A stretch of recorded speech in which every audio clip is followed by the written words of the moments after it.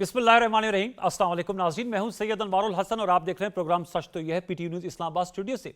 नाज़रीन, आज सेनेट और कौमी असम्बली की मुश्तरका पार्लिमानी कमेटी बराए कानून और इंसाफ ने 27वीं तरमीम के मुसवदे की मंजूरी दे दी है और कल अब इसको सेनेट के इजलास में रिपोर्ट की सूरत में पेश किया जाएगा। कमेटी के सरबराह फारूक एच नायक साहब ने मीडिया से गुफ्तगू करते हुए कहा कि तमाम जो 49 शिकें हैं उसकी मरहलावार मंजूरी दे दी गई है। कुछ ऐसी तरमीमें हैं जो कमेटी के अरकान ने उन्हें यानी फारूक एच नायक साहब और जो वजीर कानून है सेनेटर आजम नज़ीर तारड़ साहब उनके सुपुर्द किया है। आपके इल्म में है कि हुकूमत की इत्तेहादी जमातों ने भी कुछ तरमीम सजेस्ट की हैं, जिनमें MQM पाकिस्तान है, अवामी नेशनल पार्टी है और बलूचिस्तान अवामी पार्टी है। यहाँ सेनेट का इजलास जो है वो कल अब दोबारा होगा। आज सेनेट का इजलास हुआ जिसमें अगरचे जो कमेटी के प्रोसीडिंग्स है उसमें तो पाकिस्तान तहरीक इंसाफ ने और जमीयत उलमा इस्लाम फजल रहमान ग्रुप ने इसका बाइकआउट किया था, उस प्रोसीडिंग्स का हिस्सा नहीं बनी थी। अलबत्ता सेनेट के फ्लोर ऑफ द हाउस पे गुफ्तगू करते हुए सेनेटर अली जफर साहब ने 27वीं यानी तरमीम को मुस्तरद किया। इस मौके पर नायब वज़ीर आज़म वज़ीर ख़ारजा सेनेटर इसाक डार साहब ने गुफ्तगू की और उन्होंने कहा कि इस 27वीं यानी कॉन्स्टिट्यूशनल कोर्ट का भी जिक्र है, उसके क़याम की बात है जो कल हमने हाईलाइट्स आपके साथ शेयर की थी, जिसका उन्होंने कहा कि एक वक्त में जब यह आइडिया सामने आया था तो उस वक्त बानी चेयरमैन PTA इमरान खान साहब ने भी एक डॉक्यूमेंट पर दस्तखत किए थे और वो हामी थे कि पाकिस्तान में एक कॉन्स्टिट्यूशनल कोर्ट बननी चाहिए। फ्लोर ऑफ द हाउस पर उन्होंने क्या गुफ्तगू की, आइए आपके सामने रखते हैं। कॉन्स्टिट्यूशनल कोर्ट का जो कॉन्सेप्ट था वो 2002 और 2006 के दरमियान जब मोहतरमा बेनज़ीर भुट्टो के साहिबा के साथ मेरी पहली मीटिंग हुई 2002 में, तो उसमें ये फैसला हुआ कि हम code of conduct, civil military relationship, truth and reconciliation commission, constitution को अपनी असल हालत में लाना, कई इस तरह की चीज़ें वो पूरी COD में हैं। आपको याद होगा 13 मई 2006 को लंदन में मियां नवाज शरीफ साहब और मोहतरमा बेनज़ीर भुट्टो अल्लाह उनको जन्नत में आला मुकाम दे, इनके दरमियान वो साइन हुआ। लेकिन चंद हफ्तों में मिलेनियम होटल लंदन में तमाम पॉलिटिकल पार्टीज आई और उसमें इमरान खान साहब शामिल थे। इनके जो लीडर हैं वो शामिल थे, उनके सिग्नेचर हैं उस डॉक्यूमेंट के ऊपर कि कॉन्स्टिट्यूशनल कोर्ट इसमें उनको होना चाहिए। जी, ये उन्होंने तारीखी एक हवाला दिया। अच्छा, यह भी बताते चलें कि चूँकि इस जो 49 शिकें हैं उसमें एक शिक ये भी है कि सदर मुमलिकत को तायात इस्तिस्ना हासिल होगा और एक शिक जो है वो PMLN के सेंटर्स की जानिब से पेश भी की गई, उसे आज वापस ले लिया। वज़ीर-ए-आज़म पाकिस्तान मोहम्मद शहबाज शरीफ साहब ने एक अपनी समाजी वेबसाइट पे ट्वीट किया और उन्होंने कहा कि वो वज़ीर-ए-आज़म को जवाबदेह समझते हैं, इसलिए अपने सेंटर से कहा है कि ये शिक वापस ले लें, जो कि एक खुशाइंद बात है क्योंकि ज़ाहिर बात है अगर आप एग्जेक्टिव को हेड कर रहे हैं और आप हुकूमत चला रहे हैं तो आप जवाबदेह भी हैं। ये मैंने कहा कि ज़रूर आपके साथ शेयर करूंगा। साथ में जो तहरीक तहफ़्फ़ुज़ आईन पाकिस्तान है, अपोजिशन का इकट्ठ है, उन्होंने इसके ख़िलाफ़ यानी इस तरमीम के ख़िलाफ़ तहरीक चलाने का ऐलान किया है। ये 27वीं तरमीम, अब इसको कब इस पर वोट होता है वो तो कल ही हमें पता चलेगा। इसकी अहमियत और मुतवक्किया नताइज असरात पे हम गुफ्तगू करेंगे। मेहमानों का तारुफ कराने से कबल मैं ज़रूर आपको बताना चाहूँगा कि इल्लामा इकबाल के 148वां यौम पैदाइश है और हम यौम इकबाल के तौर पे 9 नवंबर को मनाते हैं।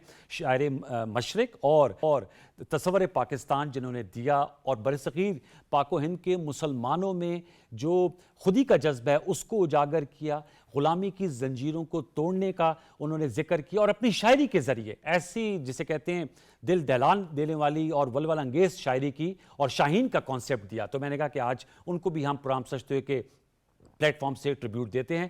प्रोग्राम के पहले से में हम जिन मेहमान ने ज्वाइन किया उनका तारुफ में आपसे कराया था, तो हमें ज्वाइन किया जनाब सेनेटर हुमायूं मोमन साहब ने। पाकिस्तान तहरीक इंसाफ से आपका ताल्लुक है, सेनेटर पाकिस्तान के रुकन है। आपका बहुत शुक्रिया सेनेटर हुमायूं मोमन साहब प्रोग्राम सचते में वक्त देने का। हमें ज्वाइन किया राजा कमर इस्लाम साहब ने, मेंबर कौमी असम्बली है, मुस्लिम नवाज से आपका ताल्लुक है, टेलीफोन लाइन पर हमारे साथ मौजूद है, आपका बहुत शुक्रिया।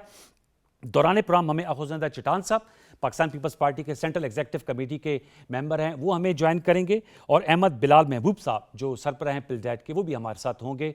अहमद बिलाल महबूब साहब को भी मैं फॉर्मल वेलकम करता हूँ। आप लोगों की इजाज़त से अगर मैं गुफ्तगू का आगाज़ अहमद बिलाल महबूब साहब सर आपसे कर लेता हूँ। अहमद बिलाल साहब, चूँकि आप एक इंडिपेंडेंट एनालिस्ट हैं, 27वीं तरमीम के हवाले से कल भी हमने डिबेट किया, आप सेनेट की और कौमी असम्बली की मुश्तरका पार्लिमानी कमेटी में भी ये डिबेट हुआ है, इसके मुसवदे को मंजूरी दे दी गई है। अब ये सेनेट में आएगा, उसके बाद फिर कौमी असम्बली में आएगा। PTI ने इन प्रोसीडिंग्स का हिस्सा नहीं बनी और इसको मुस्तरद किया है। क्या कहेंगे सर, आपका क्या थॉट्स हैं 27वीं तरमीम के हवाले से? बहुत शुक्रिया।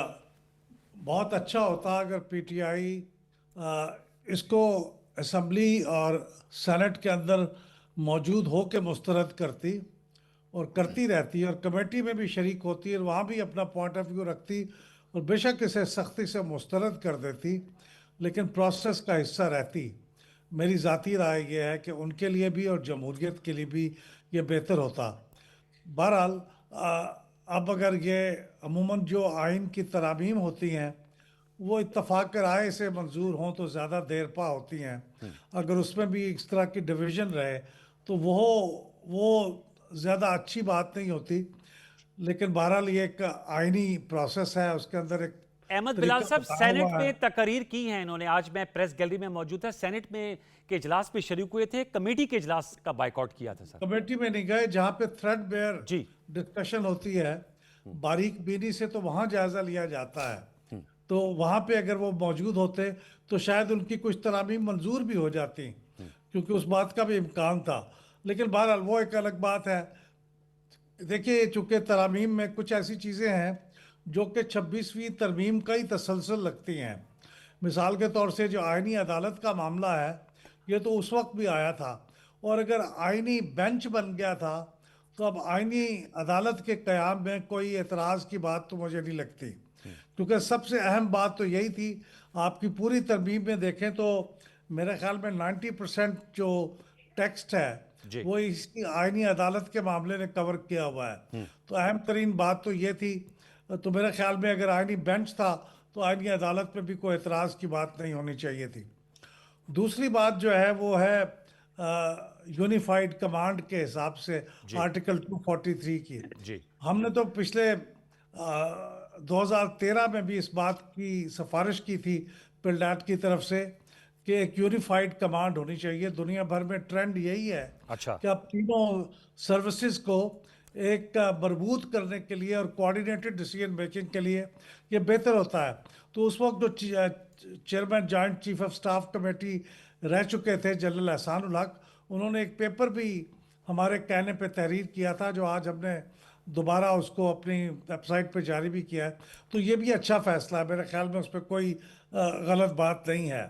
अलबत्ता ये जो हाई कोर्ट के जजों का तबादले का मामला है, इसमें मुझे थोड़ा सा रिजर्वेशन है, क्योंकि इसमें एक पहलू ये निकलता है कि हाई कोर्ट के जजों को जो शायद ज़्यादा प्लायबल ना हो उनको पनिश करने का पहलू निकलता है। जी। तो उसके लिए कुछ ज़्यादा सेफ गार्ड ज़्यादा मजबूत होने चाहिए थे, सिर्फ जुडिशल कमीशन की बजाय।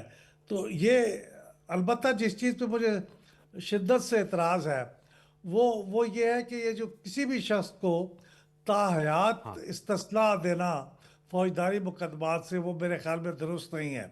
जब तक वो ओहदे पे मौजूद है उसका एक जस्टिफिकेशन है, ठीक। लेकिन ताहयात इस्तिस्ना देना मेरे ख्याल में ये मुनासिब नहीं था। और आखिरी बात मैं ये कहूँगा कि ये कोई इस किस्म की तरमीमात नहीं थी कि जिसमें कोई एमरजेंसी हो, लिहाजा उसको इतनी जल्दी में मंजूर करना, और छुट्टी वाले दिन काबीना का इजलास और वज़ीर आज़म बाकू से बैठ के उसकी सदारत कर रहे हैं, उसी दिन उसकी कमेटी का इजलास, फिर अगले दिन उसकी मंजूरी, और फिर तो ये मेरे ख्याल में अगर एक दो हफ्ते लग जाते इसमें तो शायद कोई हर्ज नहीं था। उसमें इत्तफाक राय भी शायद बेहतर हो सकता और शायद ये अच्छा भी लगता। तो ठीक। ये मुझे थोड़ा सा अजीब लगा, मुझे वजह समझ नहीं आई कि इतनी जल्दी में क्यों करना चाह रहे हैं। सर, ये मैं ज़रा पूछ देता हूँ, हम आपसे दोबारा अलहदा ही बात करेंगे, लेकिन मैं चाहूँगा कि आप ज़रा हमारे साथ रहिएगा। अखुंज़ादा चिटान साहब ने हमें ज्वाइन कर लिया है, आप पीपल्स पार्टी के सेंट्रल एग्जीक्यूटिव कमेटी के मेंबर है। बहुत शुक्रिया आपका, मैंने तारुफ करा दिया था। राजा कमर इस्लाम साहब, मैं आता हूँ सेंटर हमारी साहब आपके पास। राजा कमर इस्लाम साहब, सर आपने गुफ्तगू सुनी, अहमद बिलाल महबूब साहब ने बड़े अहम नुक्ते भी उठाए हैं। उन्होंने कहा कि इसमें जो पहलू है जजेस के ट्रांसफ़र के हवाले से, कि अगर वो ट्रांसफ़र्स को नहीं कबूलते जो तजवीज़ है तो वो रिटायर तस्वर किए जाएंगे। एक तो उन्होंने कहा इस पे वो मोतरज़ है, दूसरा इसकी उजलत काहे की है। मतलब वो कह रहे थे कि प्राइम मिनिस्टर साहब ने वीडियो लिंक पे काबीना का इजलास चेयर किया, और फिर आज हमने देखा कि सेनेट का इजलास हुआ है, आज कमेटी का भी इजलास हुआ है, संडे है, खैर हमारा तो शो है, हमें तो अच्छी खबरें मिली हैं। इसकी ज़रा बताएंगे आपके जहन में इस हवाले से क्या जवाब है राजा कमर इस्लाम साहब? लाल महबूब साहब मेरे लिए बहुत मोहतरम है और इनकी बड़ी अथॉरिटी है, लेकिन जहाँ तक आईनी अदालत का ताल्लुक है, ये सेक्रेटरी न सिर्फ पाकिस्तान पीपल्स पार्टी और मुस्लिम लीग नून है, बल्कि बहुत सी दीगर सियासी जमातें, इसमें मेरी दानिश में शायद इस वक्त एतराज करने वाली सबसे बड़ी जमात भी शामिल है, क्योंकि ये बारहा ईज ऑन रिकॉर्ड पानी PTI को उन्होंने कहा है। एक तो ये हो गया। ठीक। दूसरा, उन्होंने कह दिया, व्यक्त कर दिया कि जी यूनिफाइड कमांड, और वैसे भी आजकल जो फौज का सिस्टम है, किसी जमाने में एक बर्री फौज होती थी जिसमें इन्फेंट्री और आर्टिलरी थी, तोपखाना, और लेकिन उसके साथ साथ अब डिफेंस मिसाइल सिस्टम, इसके लिए खसूसन न्यूक्लियर जब एक नेशन होती है तो दुनिया भी एक्सपेक्ट करती है कि इनका एक सिस्टम हूँ। जी। इसके लिए ऑलरेडी हमारे पास एक कमांड SPD की सूरत में मौजूद भी थी, तो इस पर भी किसी को कोई एतराज नहीं है, बल्कि आपको PTI ने भी ऑन रिकॉर्ड कह दिया कि हमें कोई एतराज नहीं। अब तीसरी बात रह जाती है जजेस की ट्रांसफर। मुझे अब यह बताएं कि क्या सेशन जजेस के ट्रांसफर नहीं होते, यानी क्या उसको आप दबाव में लाना कहेंगे? एक सेशन जज रावलपिंडी से ट्रांसफर हो गए तो रहीम यार खान जाते हैं, अच्छा, तो क्या उसमें क्या इसलिए वो किया जाता है कि उन्हें दबाव में लाया जाए? तो जहाँ पे ट्रांसफर पे की जब बेसिक कॉन्सेप्ट है, तो हम इस्लामाबाद की मिसाल ले लें। इस्लामाबाद एक छोटी सी जगह है, पर वहाँ पे अगर हाई कोर्ट का एक जज बनता है और उसके बाद बनने के बाद फौरन जो है वो नहीं होता, अगला टाइम गुजारता है वहाँ पे, तो वो फिर इतनी छोटी सी जगह पे उसका पूरी नौकरी करना, क्या उन्हीं असूलों की जिसके तहत जुडिशरी के लिए बड़े हाई प्रिंसिपल्स थे, सोशलाइजेशन ना हो, दीगर चीजें ना हो, उसकी नफी नहीं है। इसलिए और सबसे बड़ी बात कि उसकी ट्रांसफर जहाँ पर कोई एक फर्द वाहिद नहीं कर रहा, हुकूमत नहीं कर रही, चीफ सेक्रेटरी नहीं कर रहा, तबादला कौन कर रहा है? तबादला जुडिशल कमीशन कर रहा है, जिसमें हुकूमत अक़लियत में है। यानी हुकूमत के जितने अरकान हैं उतने अपोजिशन के अरकान हैं, और उससे बढ़कर आगे अगर आप देखें तो उसमें सिविल सोसाइटी के भी लोग हैं, उसमें वकला बरादरी। अहमद बिलाल महबूब साहब का नुक्ता ये था कि अगर वो शायद ये ट्रांसफर को ना करे तो वो रिटायर तस्वर किए जाएंगे। एक रह गया जो उनका सबसे बड़ा एतराज है, हयात वाला। देखें, अगर तो ये वाला कैबिनेट को दे दिया जाता है, देखिए काबीना में जो वजीर रहेगा वो हयात जो है उसको इस्तिस्ना हासिल होगा, तो बात शायद काबिल एतराज होती। तो वज़ीर आज़म साहब के लिए एक अमेंडमेंट प्रपोज की गई यहाँ से, हमारी जमात के लोगों ने की, लेकिन प्राइम मिनिस्टर ने शुक्रिया के साथ उसे वापस कर दिया, और उन्होंने कहा कि क्योंकि ये कैबिनेट से अप्रूव नहीं है, लिहाजा प्राइम मिनिस्टर को वो कबूल नहीं है। अब जहाँ तक ये देखें कि ये असलाहत किन को दिया जा रहा है, ये उन हीरोज के लिए है कि जो दुनिया में अपने आप को बनवाएं, और मैक्सिमम शायद 1 या 2 शख्सियात होंगी। सदर साहब को भी दिया है ना सर? तीन रैंक्स होंगे ना सर। सदर पाकिस्तान को भी तजवीज किया गया है। मेरी काइंड लीजिए बात पूरी होने में। एक फील्ड मार्शल होंगे, एक मार्शल ऑफ जो एयरफोर्स के होंगे, और तीसरे जो है वो एडमिरल ऑफ द फ्लीट होंगे, अगर हुए 3। वरना एक शख्सियत के लिए तो ये कोई ऐसी चीज नहीं है। और वैसे भी एक डिसिप्लिन लाइफ गुजार के जो आदमी जो है वो 4 स्टार से 5 स्टार। राजा साहब, कथा कलामी माजरत, अकबरिया की आवाज अब तक आ रही है। कौन सी कानूनी सदर पाकिस्तान के लिए भी तजवीज है सर? ये एक ऑनर होता है जो कौमें देती हैं अपने हीरोज को। मेरी आवाज ही जा रही है, ठीक है, देती है, तो इसमें किसी को इतराज नहीं होना। राज साहब, मैं कहता सदर पाकिस्तान का भी तजवीज़ है सर, ये मैं कह रहा हूँ आपसे। आपने तो फील्ड मार्शल साहब का कहा, और अगर एडमिरल ऑफ द फ्लीट या मार्शल ऑफ द फोर्स होते हैं, मैंने कहा सदर पाकिस्तान के लिए भी तजवीज़ है इस तरमीम में। ये अगर उसको भी एक्सटेंड करते हैं, चलें शायद इन प्रिंसिपल उतना दुरुस्त हो, लेकिन इस वक्त आप देखें तो शायद एक सदर जो हयात है, साबिक सदूर में से सिर्फ एक सदर है, जनाब आरिफ अलवी साहब। इसके अलावा कोई सदर इस वक्त साबिक जो है वो हयात नहीं है। तो ये भी तादाद कोई ऐसी नहीं है। अगर प्रेसिडेंट जो ठीक है, मैं जरा आपकी मौजूदगी में मैं सेंटर हमायूं साहब के पास जाऊंगा। सेंटर हमायूं साहब, सर अगर इस पे बड़ा अच्छा नुक्ता उठाया था अहमद बिलाल महबूब साहब ने कि आपने भी कल तकरीर की, आज मैं प्रेस गैलरी में था, आज आपके बाकी फेलो सेनेटर्स भी कर रहे थे, सेनेटर मोहसिन अजीज साहब थे, सेनेटर अली जफर साहब थे। अगर कमेटी में चले जाते और यही नुक्ते वहां पर आप बातें करते तो क्या बेहतर ना होता? क्यों कर उमैर नियाजी साहब और सेनेटर अली जफर साहब ने बाइकआउट किया? उस जब सेनेट में आप जो है वो मौजूद हैं, तकरीर कर रहे हैं, तो पार्लिमानी कमेटी से क्यों मोतरेज हैं? हमायूं मोहम्मद साहब। बिस्मिल्लाहिर्रहमानिर्रहीम, इय्याका नअबुदु व इय्याका नस्तईन। देखिए, सबसे पहले एक चीज समझ लें कि हम लोग 26वीं तरामीम के भी खिलाफ थे। हम लोग 27वीं तरामीम के भी खिलाफ है क्योंकि ये उसकी कंटिन्यूएशन है। Actually it is part B of 26वीं तरामीम। अब हम क्यों नहीं उधर गए? देखिए, उधर जाने का कोई फायदा नहीं है। जैसे अहमद बिलाल साहब ने कहा था कि इमरजेंसी किस बात की है, किस बात की इमरजेंसी है? अच्छा, अभी हम लोग कमर साहब की बात सुन रहे थे, मेरे ख्याल में कमर साहब ने पढ़ा भी नहीं है, क्योंकि इन लोगों को पढ़ने की जरूरत नहीं। इनको कहा गया भाई आपने ये पास करना है, इन्होंने नहीं पढ़ा। जो ये बता रहे ना कि वो जो फील्ड मार्शल और मार्शल ऑफ द एयर और फ्लीट वगैरह वो है, उनके लिए कुछ और चीज है। उनके लिए क्रिमिनल केस वाला नहीं, क्रिमिनल केस सिर्फ आर्टिकल 248 पे डाला हुआ है कि जी जो प्रेसिडेंट है आर्टिकल 248 उसके ऊपर ताहयात क्रिमिनल केसेस नहीं बन सकते। तो वजीर आजम को तो ये अप्रिशिएट क्यों करें कर कि उन्होंने, उनको भी सजेस्ट किया गया तो उन्होंने वापस लिया। देखिए, एक बात सुन ले, एक बात सुन ले। मैं आपको, मेरी थ्योरी ये है कि एक्चुअली इस जोश में आके ना कि ये प्रेसिडेंट साहब को कर रहे हैं, तो ये पीएमएलएन वाले पढ़े लिखे तो है नहीं, एकदम आगे कि जी हमारे वजीर आजम को भी कर लो। जब उनका नाम आगे, सब कुछ आगे, तो इनको सोच आए यार अगर वजीर आजम को कर दिया तो फिर तो इमरान खान भी बच जाएगा। सर वो तो साबिक वहां पे हैं, इनकी ये मौजूदा के लिए होना था ना। नहीं, ये सर ये हब के लिए होगा। Anyone who is a president of Pakistan, अभी उन्होंने नहीं कहा सिर्फ एक ही आदमी जिंदा है। वैसे तो एक बात याद रखिए, ये अगर देखा जाए एक बंदा जिंदा है या दो बंदे जिंदा है, भाई ये कोई शिट। अच्छा, एक और बात बता देता तो इसको अपोज करते ना कमेटी में जाकर। सर एक में बताए, ये जो है ना, ये जो शिट डाल रहे हैं, ये हमारा आर्टिकल 1 के खिलाफ वर्जी है। हम लोग आर्टिकल 1 कहते हैं कुरान और सुन्नत के मुनाफी नहीं होना चाहिए।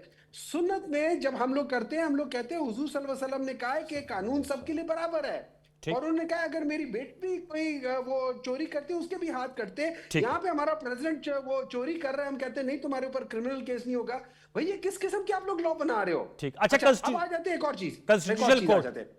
मैं कॉन्स्टिट्यूशनल कोर्ट, देखिए कॉन्स्टिट्यूशनल कोर्ट जो है ना, बजाते कोर्ट, उसके ऊपर कोई प्रॉब्लम नहीं है। अच्छा, और बाज़ दफा अगर आप देखें, लेकिन जिस तरीके से आप बना रहे हो, ए प्रेसिडेंट और प्राइम मिनिस्टर ये मिल के कॉन्स्टिट्यूशनल कोर्ट के जजेस लगाएंगे, और वो जजेस फिर आगे करेंगे। मुझे एक बात बताया, जब एग्जेक्टिव जजेस लगा रहे हैं, और ये जल्दी मैं बता देता हूं क्यों है, क्योंकि एक बंदा शायद किसी कोर्ट का कोई बंदा है, वो शायद रिटायर हो रहा है, जो इतने अच्छे तरीके से सर्व करता है कि जब से एक बेंच बना है भाईजान, एक केस भी हमारी गवर्नमेंट नहीं आ रही। वाह क्या जबरदस्त जजेस है, पूरा बेंच है। उसमें हम लोगों ने क्या किया है कि हम लोगों ने वो आइन का शिक जिसमें कहा जाता है कि अगर कोई अपने इंट्रा पार्टी इलेक्शन नहीं कराता, आप उससे उसका निशान छीन लो। इन लोगों ने पूरी पार्टी छीन ली। हम लोगों ने कहा कि ये आइन में लिखा हुआ है कि पार्टी एग्जिस्ट करती है, इलेक्शन कमीशन ने गैर आइनी काम किया, लेकिन इस बेंच ने उसको 100% क्लियर कर दिया। ओके, इस बेंच ने, आपके जहन में क्या खाक है कॉन्स्टिट्यूशनल कोर्ट का, जो जिस पे बानी चेयरमैन पीटीआई ने भी सिग्नेटरी थे? फर्स्ट ऑफ ऑल मैं, अगर आप मुझसे पूछे, मैं पर्सनली ये समझता हूं कॉन्स्टिट्यूशनल कोर्ट का जो मकसद है वो मकसद गलत है। वो ये इसलिए, इस मकसद पे जो लॉ मिनिस्टर साहब है, उन्होंने कोई 10 मिनट की तकरीर कर दी कि हमारे जो 4% केस है वो कॉन्स्टिट्यूशनल केसेस है, 96% केस है वो हमारे दूसरे केस है, और इसकी वजह से पेंडेंसी होती है। और ये इन्होंने जब बेंच बना रहे थे तब भी इन्होंने यही घसीटा पिसटा वो किया था। इन लोगों को इतनी अकल नहीं है कि ये पहले पता करें कि भाई ये जो केस लोड है वो किस तरीके से होता है। मैं थोड़ा सा इन सब लोगों को बता देता हूं कि देखिए इस तरह होता है, केस लोड डिपेंड करता है केस के वेटेज पे। अब 2 क्रिमिनल केस है, एक जैसे कत्ल के केस है, एक में एक आदमी कहता है कि हाँ मैंने कत्ल किया है, और एक में कहता है मैंने कत्ल नहीं किया। इन दोनों के केसेस, क्रिमिनल केस की वेटेज फर्क हो जाएगी। 2 सिविल कोर्ट्स हैं, एक के अंदर आपको टेक्निकल असिस्टेंस की जरूरत है, एक में टेक्निकल असिस्टेंस की जरूरत नहीं है। दोनों सिविल कोर्ट की वेटेज फर्क हो जाएगी। तो आपकी पेंडेंसी डिपेंड करती है आपका केस लोड देखिए किस किस्म का है, आप उसको मैनेज करो। आपने अभी 26वीं तरामीम में तादाद इसी वजह से ज्यादा की थी कि हमारे पेंडेंसी नहीं है, लेकिन जब तक आप साइंटिफिक एविडेंस के साथ काम नहीं करेंगे, वो उल्टा कम होने से और ज्यादा हो गई है। अभी इस कोर्ट से भी नहीं होगा। नंबर 2, ये 2 पैरेलल कोर्ट खड़े हो जाएंगे।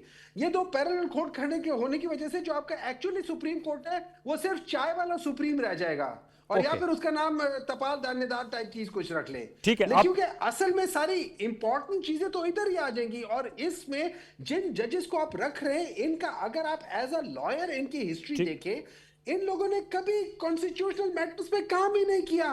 Okay. They were never a constitutional lawyers. ठीक। आपको उसके लिए प्रॉपर तरीके से करना होगा, और वैसे तब कहीं डॉक्टर जाके चीजें होंगी साहब जी। मैं उनके पास जाऊंगा अखुनज़ादा साहब के पास, लेकिन ये जितने जज साहबान हैं ऑनरेबल, ये सुप्रीम कोर्ट के जजेस ही थे, तो कॉन्स्टिट्यूशनल मैटर्स तो टेकअप कर रहे होंगे। चौटान साहब, सदर पाकिस्तान के इस्तिस्ना पे बड़ी लंबी चौड़ी तकरीर की है सेनेटर हमायूं मोमन साहब ने, वापस लेना चाहिए, पीएम ने तो वापस ले लिया।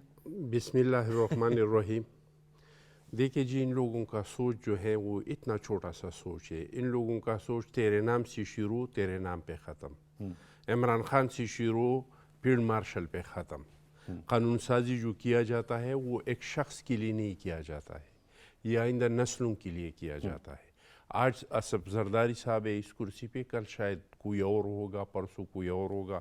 ये भी हो सकता है कि हमायूं मोमन साहब खुद भी कभी प्रेसिडेंट बने, और ये इस्तिस्ना वेल कर लें। जहाँ तक इन्होंने इल्ज़ामात लगाए सदर साहब पे, जरदारी साहब पे, तो जरदारी साहब ने 14 साल कैद जेल काटा है। ये लोग तो कह रहे 2 साल हो गए, जो बकरों के राने बिका रहे हैं, जिसके पास वर्जिश की मशीनी भी है, न इसने किसी ने ना इसकी ज़बान काटी है, ना इसके साथ कोई ज़्यादती हुई है। मुलाकातों में लोग भी आते हैं, जाते हैं, ट्विटर भी चलता है। लेकिन जरदारी साहब के पास ये इस तरह का कोई सहूलत नहीं था। उन्होंने शेपुररहमान के दौर में भी जोर लगाया गया कि कुछ न कुछ साबित किया जाए, लेकिन कुछ साबित नहीं हुआ। इसके बाद मुशर्रफ की दौर आ जाता है, इनका दौर भी था पीटीआई का। मुशर्रफ के दौर में भी पूरा जोर लगाया गया कि कुछ न कुछ तो जरदारी साहब के खिलाफ साबित किया जाए।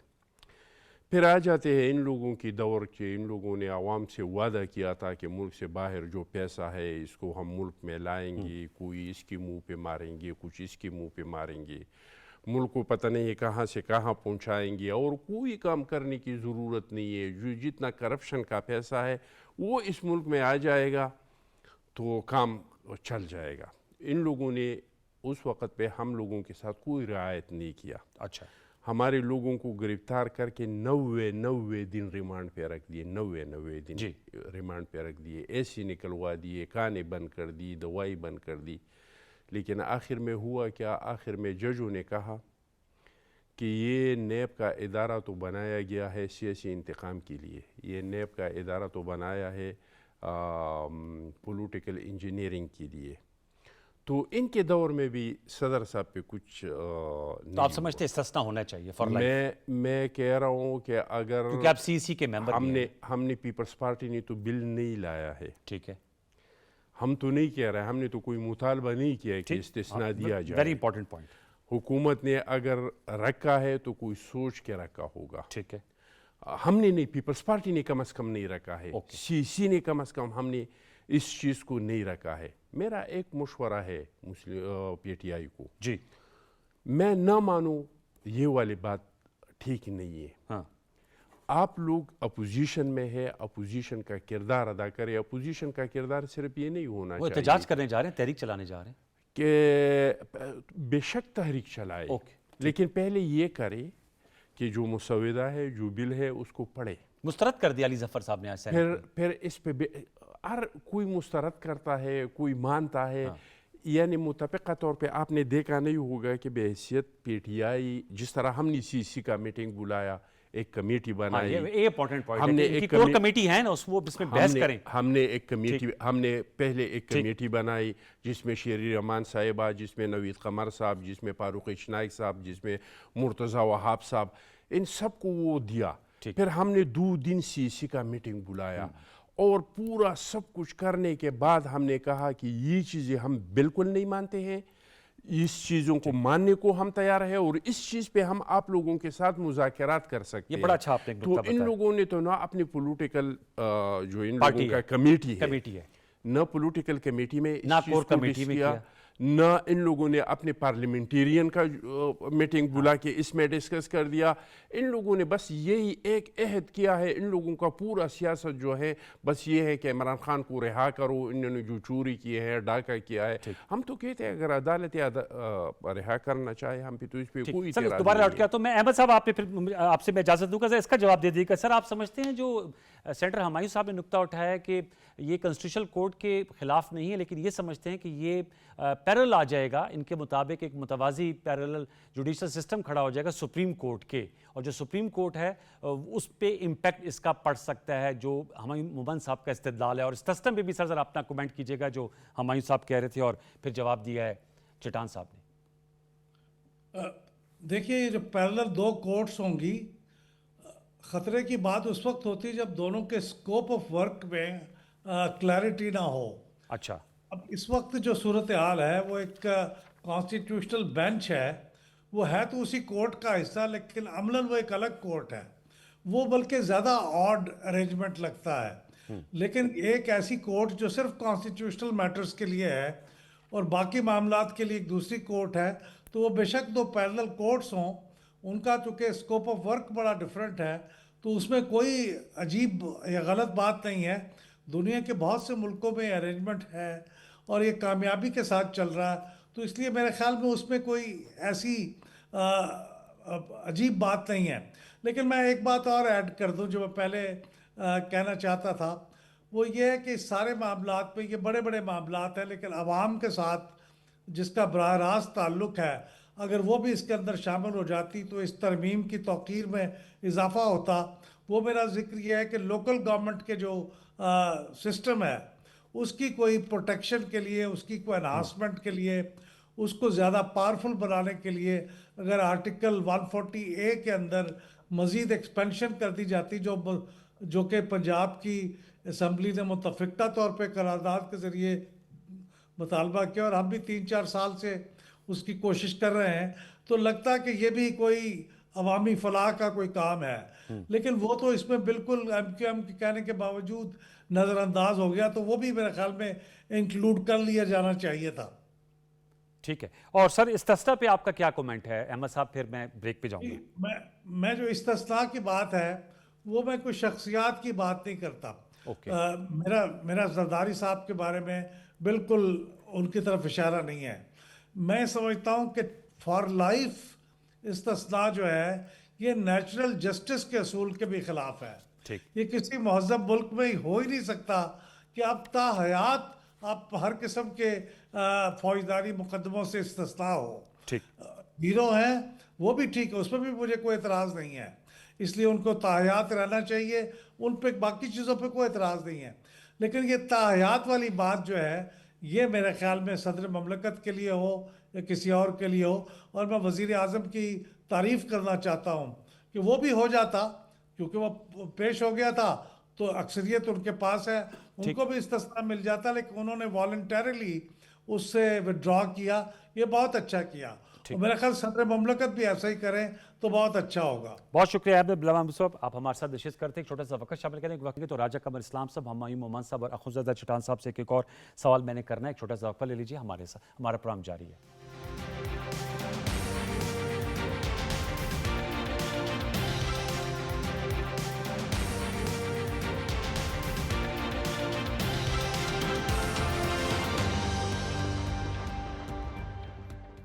Welcome back. राजा कमर इस्लाम साहब, सर मैं ये जानना चाह रहा हूँ, ये आप लोग तरमीम ला रहे हैं ताकि मुल्क में सियासी इस्तेहकाम आए। अब आपने देखा PTI ने बाइकआउट किया और तहरीक-ए-तहफ़्फ़ुज़ आईन पाकिस्तान के प्लेटफॉर्म से एहतजाजी तहरीक चलाने का ऐलान कर दिया महमूद खान अचकज़ई साहब ने, जो कौमी असम्बली में लीडर ऑफ द अपोजिशन के लिए नॉमिनेटेड है बाय बानी चेयरमैन PTI। तो सर हुकूमत तो इस्तेहकाम लाने का सोच रही थी, इसके पीछे जो विजडम थी वो तो अदम इस्तेहकाम के लिए तहरीक चलाना चाह रहे हैं। सर देखें, जब कोशिश की जाती है किसी अच्छाई की, उसको थ्रेट्स तो मौजूद होते हैं, उसका यह मतलब तो नहीं कि उस कोशिश को ही सिरे से तर्क कर दिया जाए। अब देखें, ये ऐसी चीज है जिसके ये तहरीक चलाएंगे। तो बयानिया क्या है? पहली बात तो यह है कि उन्होंने कहा कि हमें सिर्फ एतराज है किस चीज पे, यानी वो जो कमांड की चेंजेस और जो दफाई अफवाज के मतलब चीज है उस पर तो उन्हें एतराज ही कोई नहीं। जब उस पर एतराज नहीं है तो फिर दूसरी चीज पे एतराज कर रहे हैं, और उसके लिए भी बड़ी छोटी सी वजह बयान की जा रही है कि जी ये सुप्रीम कोर्ट को वो थ्रेटन होगा। जैसे अभी बिलाल महबूब साहब ने, अहमद बिलाल महबूब ने कहा कि जी ये थ्रेट तब पैदा होता है जब आपस में कोई ग्रे एरिया हो, जहां जी। पर कोई कॉन्फ्लिक्ट आएगा कि सुप्रीम कोर्ट जब एक बड़ी वेल डिस्टिंग्विश्ड लाइन होगी, और ये सिर्फ पाकिस्तान में नहीं है, ये दुनिया के 80 से ज्यादा ममालिक में है जहां पर बिल्कुल डिटरमिन्ड होता है कि ये चीजें जो हैं वो कॉन्स्टिट्यूशनल कोर्ट की डोमेन में आएंगी, और ये जो वैसे हाईएस्ट कोर्ट है supreme court in this case की डोमेन में, लिहाजा वो भी चीज नहीं है। दूसरी बात यह है कि ये जो कहा जाता था कि जी हमारी जो विजडम है और जो विजन है लीडर का वो यू टर्न में नजर आता है, तो ये भी आप देखें कि जहाँ पे एक आदमी 10-20 साल हमायत कर रहा हो कि जी कॉन्स्टिट्यूशनल कोर्ट अलग होनी चाहिए, और ताकि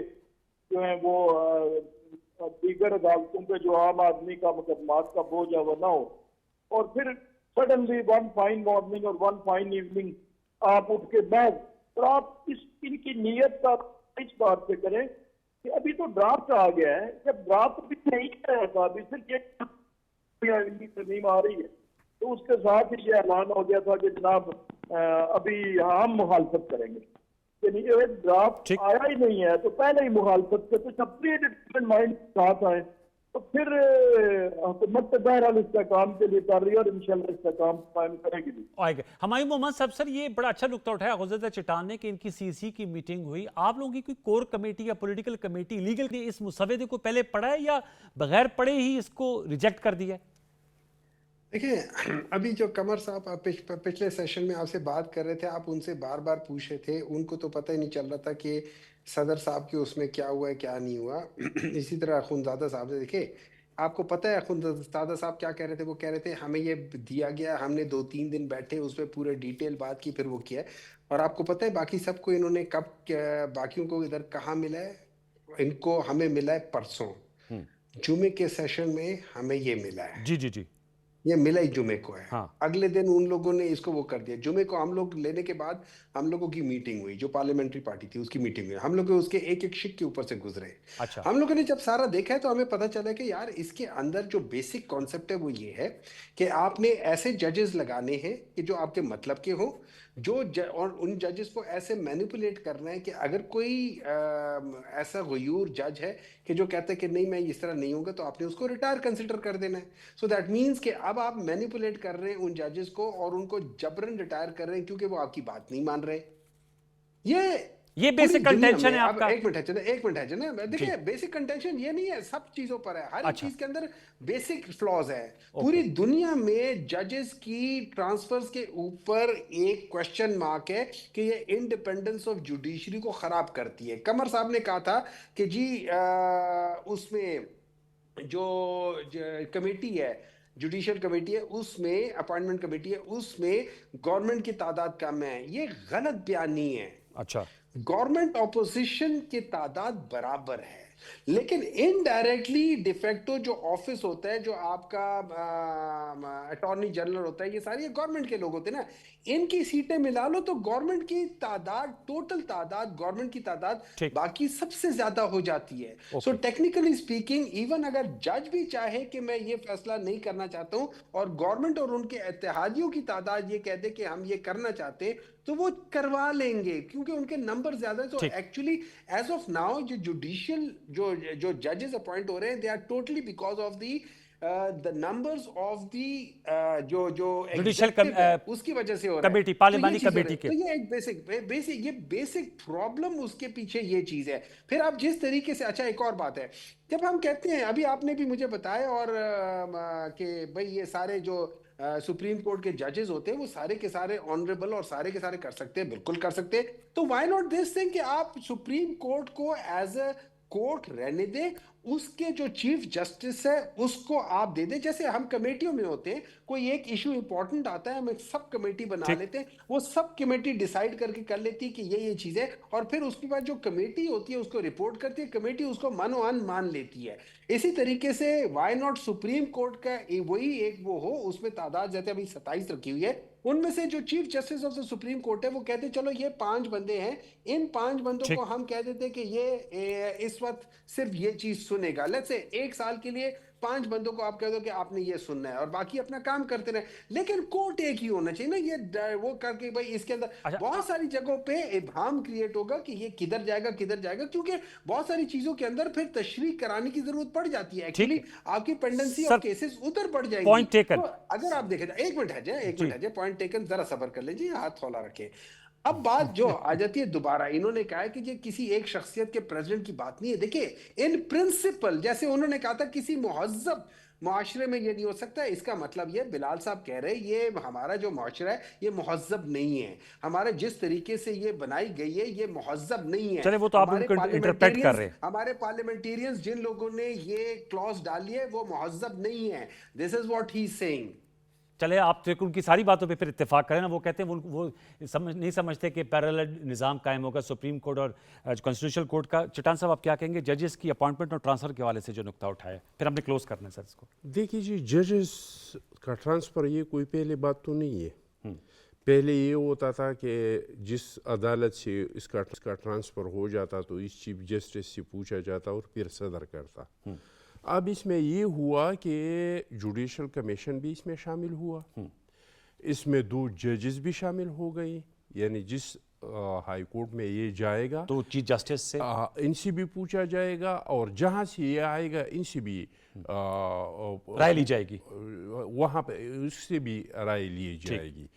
तो मैं नहीं समझता हूँ कि इसमें कोई इस तरह का कोई मसला है, और अगर है तो इनको ये लोग मराहत लेते हैं, लोगों ने उसको वोट दिया है, ये स्टैंडिंग कमेटियों में आए, इनकी जो तहफ़्फ़ुज़ात है हुकूमत को इस पे गाइड करे, हुकूमत को मशवरा दे दे, और मुझे यकीन है कि इन लोगों का कोई अच्छा मशवरा आएगा तो हुकूमत इस पे ज़रूर अमल करेगा। ठीक है। इन लोगों को तो ये चाहिए था पीटीआई को कि पूरा अपोजिशन को इकट्ठा करके और इनसे मुशावरत करते, लेकिन अभी तक तो इन लोगों से अपने पार्टी में मुशावरत पार्लिमानी कमेटी में हुई है जो सेंटर हुमायूं साहब कह रहे हैं कि मुझे नहीं पता कि सर वो ज़्यादा पता होगा ना आपको, तो ज़्यादा पता वो उनकी पार्लिमानी पार्टी जब हो जाता है इतने बड़े पैमाने पे हो जाते तो मीडिया पे आ जाता है। अच्छा, आपने मीडिया पे पढ़ा है? नहीं, लेकिन हुमायूं आपके चैनल पे चला है? नहीं, लेकिन सेनेटर साहब कह रहे हैं यार पीटीआई वालों के कहने पे तो छोड़ दिए, तो कुछ भी कहते हैं। हमारे साहब मैं तो आप पे बिलीव करूंगा, ये है कि मेरे नजर से नहीं गुजरा है कि पीटीआई ने किसी फोरम पे भी एक जगह पे इन लोगों के इस मुसवदे पे कोई मुशावरत किया है, इसमें कोई बेहतरी लाने के लिए कोई तजावीज़ रखी। चले वक्त मेरा खत्म हो जा रहा है। बहुत शुक्रिया हुसैन चट्टान साहब, आपका बहुत शुक्रिया। सेनेटर हुमायूं मोहम्मद साहब, थैंक यू वेरी मच। इस्लाम साहब आपका सर बहुत शुक्रिया। और अहमद बिलाल महबूब साहब ने भी अपनी राय का इजहार किया। अब देखते हैं कब इसको वोटिंग के लिए जो है वो सेनेट में पेश किया जाता है।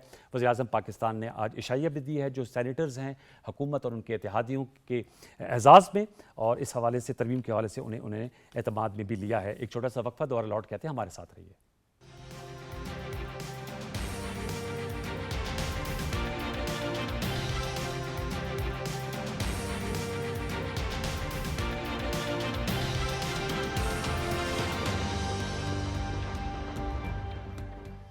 Welcome back viewers. अब गुफ्तगू करेंगे माहौलियात के हवाले से। ब्राज़ील के शहर बेलम में COP30 हो रही है, और ये जो माहौलियाती कॉन्फ्रेंस है ये एनुअल फीचर है, हर साल होती हैं। उसके लिए अहदाफ मुकर्रर किए जाते हैं कि कैसे माहौल को बेहतर बनाया जा सकता है।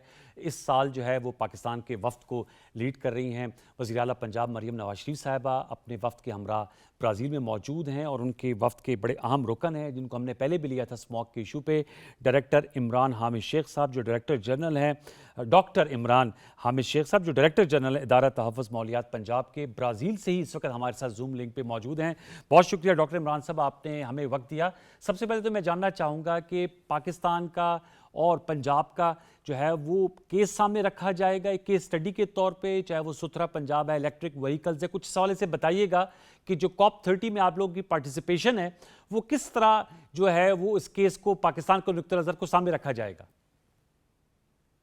देखिए, सबसे पहली बात जो बहुत इंपॉर्टेंट है वो ये है कि पाकिस्तान की हिस्ट्री में पहली बार जब से ये COP का सिस्टम स्टार्ट हुआ है 30 सालों में, हमेशा जो सब नेशनल लेवल्स हैं यानी प्रोविंसेस हैं, हम लोग इनमें गाए बगाए हिस्सा लेते रहते थे, लेकिन एज अ डेलीगेट हम जाते थे फर्स्ट टाइम इस तरह हो रहा है कि चीफ मिनिस्टर पंजाब जो हैं वो इस सारे डेलीगेशन को ना सिर्फ ये कि लीड कर रही है, बल्कि जो पंजाब का क्लाइमेट डिप्लोमेसी का एक पूरा रजीम है, एक पूरा एरिना है, उसको दुनिया के सामने हम प्रेजेंट करने जा रहे हैं। इसके अंदर ना सिर्फ ये कि पंजाब के वो तमाम इनिशिएटिव जो पंजाब की माहौल को खराब करने के लिए जो उसकी बेहतरी के लिए जो इकदाम किए जा रहे हैं, उन तमाम इनिशिएटिव को हम यहाँ दुनिया के सामने हाईलाइट करेंगे, और वो तमाम फैक्टर्स जो कि माहौल को खराब करते थे और अब उनको ठीक किया जा रहा है और उसमें बिलियंस ऑफ रुपीस लगाए जा रहे हैं, वो दुनिया के सामने रखे जाएंगे। उसमें हमारे सुथरा पंजाब की एक पूरी शोकेसिंग होगी। इसके अलावा क्लीन एयर के ऊपर कितना काम हुआ है, अल्हम्दुलिल्लाह आपके इल्म में है कि इस बार जो हमारा एयर क्वालिटी इंडेक्स है उसमें पिछले साल की निस्बत एक मैसिव बेहतरी आई है। इसी तरह जो बायोडाइवर्सिटी के ऊपर काम हो रहा है, जो पंजाब में फॉरेस्ट के ऊपर काम हो रहा है, जंगलात का जो पूरा एरिया बढ़ाने पे काम हो रहा है, और दीगर जो बायोडाइवर्सिटी के सारे इनिशिएटिव्स हैं, वो तमाम पूरी दुनिया के सामने रखे जाएंगे। इसके अलावा यहाँ पे चीफ मिनिस्टर साहिबा की जो है वो बायलैटरल मीटिंग्स होंगी, आलमी जो लीडर्स यहाँ पे मौजूद हैं उनके साथ उनकी मीटिंग्स हैं, बामी जो दिलचस्पी के अमूर है उनमें उनका तबादला ख्याल होगा, और बहुत अच्छी एक जिसको कह लें हम एक्सपेक्ट कर रहे हैं कि इंशाल्लाह ताला पंजाब की इस बार जो कॉप के अंदर पार्टिसिपेशन है, इंशाल्लाह पूरी दुनिया में उसको फील किया है। अच्छा, कुरबान बलोच साहब भी ज्वाइन कर, भी उनको भी वेलकम करते हैं। इमरान साहब, ये मुझे बताएगा कि क्लाइमेट जस्टिस की हमेशा बात की जाती है कि क्लाइमेट जस्टिस होना चाहिए, और हमने देखा कि पाकिस्तान की जो कार्बन इमिशन है वो 0.1% से भी कम है, लेकिन इसका इम्पैक्ट बहुत ज़्यादा है। आपने स्मॉग की बात की, फिर इसके अलावा जो दीगर और मामलात हैं, आपने देखा मूनसून की बहुत ज़्यादा बारिशें हुई, फ्लैश फ्लडिंग हुई है, 2022 पे तबाहकुन सैलाबी सूरत हाल थी। तो क्लाइमेट जस्टिस के हवाले से क्या ये जो फोरम है, ये जो प्लेजेस होती हैं कि जी जो, क्योंकि नॉर्थ जो है वो ज़्यादा ये एमिशंस करता है, तो ग्लोबल साउथ की तरफ सारा इसका इम्पैक्ट आ रहा है, कोई इस तरफ भी कोई पेशरफ्त होनी चाहिए या इस पर भी कोई बात होगी? जी बिल्कुल, बेसिकली तो कॉप का पर्पज ही यही है कि दुनिया के तमाम जो क्लाइमेट एक्टिविस्ट हैं, तमाम ममालिक जो हैं वो एक जगह पे बैठें और ये जो मसले हैं जो कि ग्लोबल इश्यूज हैं इनको रिजॉल्व किया जाए। और इसमें हम पंजाब का पूरा केस अपना जो है वो दुनिया के सामने रखेंगे और पाकिस्तान का केस रखेंगे, क्योंकि पाकिस्तान का जो डेलीगेशन है वो इस बात की मिनिस्टर पंजाब उसको लीड कर रही हैं। तो पूरा हम अपना केस रखेंगे कि किस तरह पाकिस्तान का जो टोटल कॉन्ट्रीब्यूशन है इनटू एमिशन वो लोएस्ट जो 5 मुल्क हैं उसके अंदर है। लेकिन अगर हम इम्पैक्ट की बात करते हैं, एडवर्स इम्पैक्ट की, तो जो टॉप 5 कंट्रीज हैं उसमें हम आ रहे हैं। तो दैट इज वाई हम ना सिर्फ ये बताएंगे कि हमने अपना हाउस इन ऑर्डर किया है, गवर्नमेंट एक प्रॉपर एक्शन के साथ short term, medium term, long term programmes लेके चल रही है, और जहां पे फिर इसकी सप्लीमेंटेशन के लिए जहां पे हमें इंटरनेशनल सपोर्ट की जरूरत होगी, तो हम ये दिखाना चाहते हैं दुनिया को कि हमने किस तरह अपने इस पूरे जो सी चेंज हम लेकर आए हैं, जो पैराडाइम शिफ्ट आई है क्लाइमेट के हवाले से, एनवायरनमेंट के हवाले से, जो गवर्नमेंट की पॉलिसी है,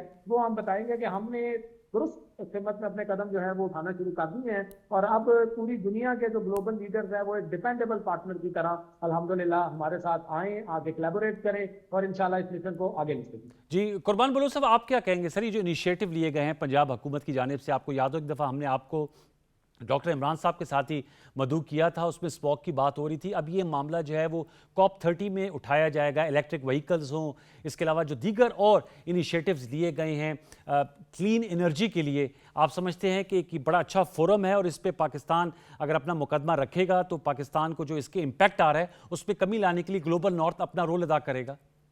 जी, मैं समझता हूँ कि ये जो कॉन्फ्रेंस है 11 रोज की, इंतहाई अहम है माहौलियाती तब्दीलियों के हवाले से, और उसके जो असरात पाकिस्तान जैसे ममालिक पे पड़ रहे हैं। पेरिस में एक कॉन्फ्रेंस हुई थी, बहुत सारे प्लेजेस किए गए, कमिटमेंट्स किए गए, लेकिन कोई पेशरफ्त नहीं हुई।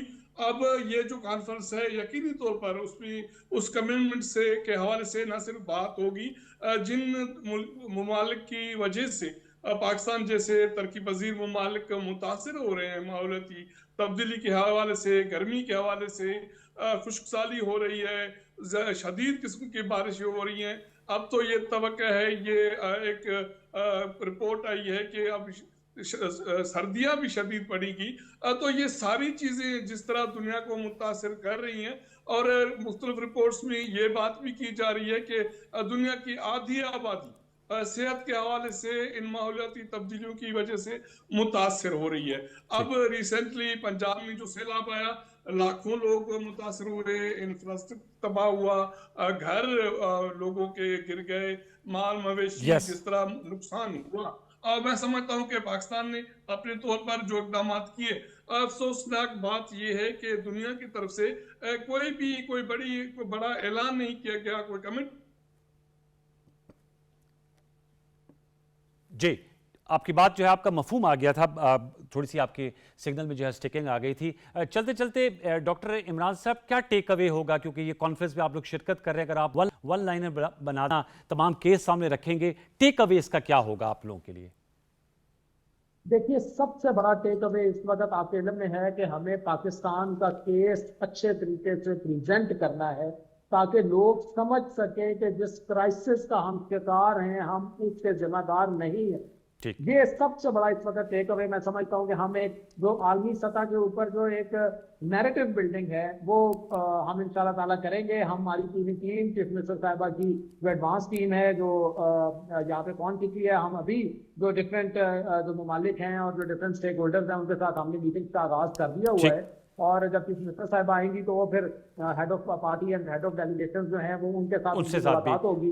तो ये हम पूरे का पूरा केस एक रखेंगे और उसके बाद हम इनवाइट करेंगे दुनिया को कि वो आके देखे कि पंजाब कितना सीरियस है क्लाइमेट एक्शन को लेके, एनवायरमेंटल डिग्रेडेशन को रिवर्स करने को लेके, और वो तमाम एक्टिविटीज जो हैं जो हम कर रहे हैं हम दुनिया को दिखाना चाहते हैं, ताकि पाकिस्तान का जो ओवरऑल ग्लोबल लेवल पर एक जो क्लाइमेट के हवाले से वो इमेज है उसकी बिल्डिंग की जा सके, और जो जिसको कह लें एक ये सेंसिटाइजेशन की जा सके कि पाकिस्तान जो है ये वर्स्ट अफेक्टेड कंट्रीज में है और हमें जो है इसके लिए मिलकर काम करें। Wish you best of luck doctor Imran Hamid Shaikh sahab, बहुत शुक्रिया, आपने ब्राज़ील बेलम से हमें ज्वाइन किया। कुर्बान बोलो साहब, आपका बहुत शुक्रिया। व्यूअर्स, ये आज का शो था। अहम इशूज़ हैं, इंशाल्लाह नेक्स्ट वीकेंड पे दोबारा इनको उठाएंगे। जो भी पाकिस्तान की सुलगते हुए मसाइल हैं उस पर आपको मेहमानों का तबसरा लेकर आएंगे। मुझे सैयद अनवारुल हसन और साश्ती की प्रोडक्शन टीम को इजाज़त दीजिए। अपना बहुत सा ख्याल रखिए। अल्लाह नेगेबान।